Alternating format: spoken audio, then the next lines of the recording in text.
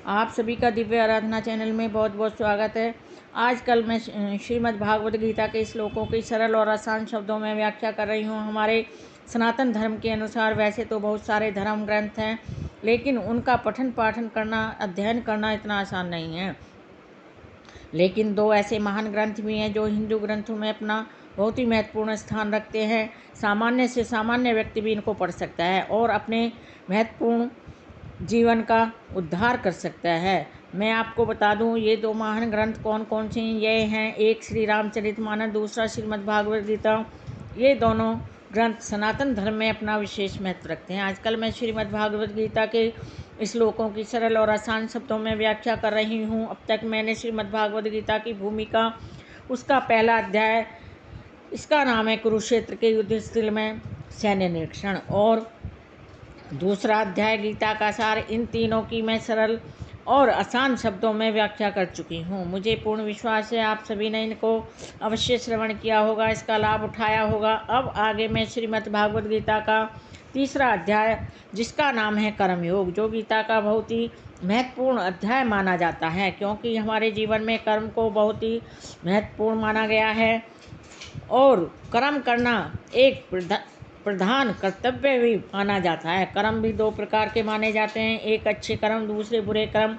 ये सब तो प्राणी की इच्छा पर निर्भर करता है कि वह किस प्रकार के कर्म करना चाहता है, अच्छे कर्म करना चाहता है या बुरे कर्म करना चाहता है। भगवान श्री कृष्ण जी ने भी अर्जुन को कर्म के महत्व को बहुत अच्छी तरीके से समझाया है। जब अर्जुन युद्ध नहीं करना चाहता था, तब भगवान श्री कृष्ण जी ने अर्जुन को कर्म के महत्व को बताया कि कर्म करना क्यों आवश्यक है। तो मेरी आप सभी से हाथ जोड़कर प्रार्थना है कि मैं जो श्रीमद् भागवत गीता का तीसरा अध्याय, जिसका नाम है कर्मयोग, उसके श्लोकों की सरल और आसान शब्दों में व्याख्या कर रही हूँ, आप इसका श्रवण अवश्य करें, इसका लाभ उठाएं।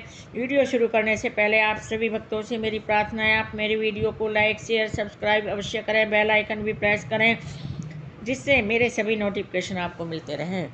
और आपसे प्रार्थना है आप मेरे वीडियो को अंत तक अवश्य देखें। अब शुरू करते हैं आज का वीडियो। आज का वीडियो श्रीमद् भागवत गीता का तीसरा अध्याय, जिसका नाम है कर्मयोग, उसका 32वां श्लोक। ये तु एतत् अभ्युसूयन्त न अनुष्ठन्ति मे मतं सर्वज्ञान विमूढाने ताने विधि नष्टाने अचेतसः। भगवान श्री कृष्ण जी कहते हैं, जो ईर्ष्यावश इन उपदेशों की उपदेशों की उपेक्षा करते हैं, इनका पालन नहीं करते हैं, वे समस्त ज्ञान से रहित होते हैं। उन्हें कोई ज्ञान नहीं होता, वे अज्ञान के सागर में डूबे रहते हैं। उनकी मति भी भ्रमित रहती है। वे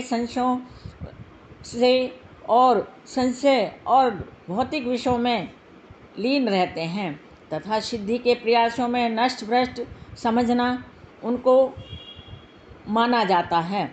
यहाँ पर भगवान श्री कृष्ण जी ने के भक्तिभाव न होने का दोष स्पष्ट रूप से बताया है। जिस प्रकार परम अधिशासी की आज्ञा के उल्लंघन के लिए दंडित किया जाता है, उसी प्रकार भगवान के आदेश के प्रति कोई अवज्ञा करता है, वह भी दंड के लायक माना जाता है।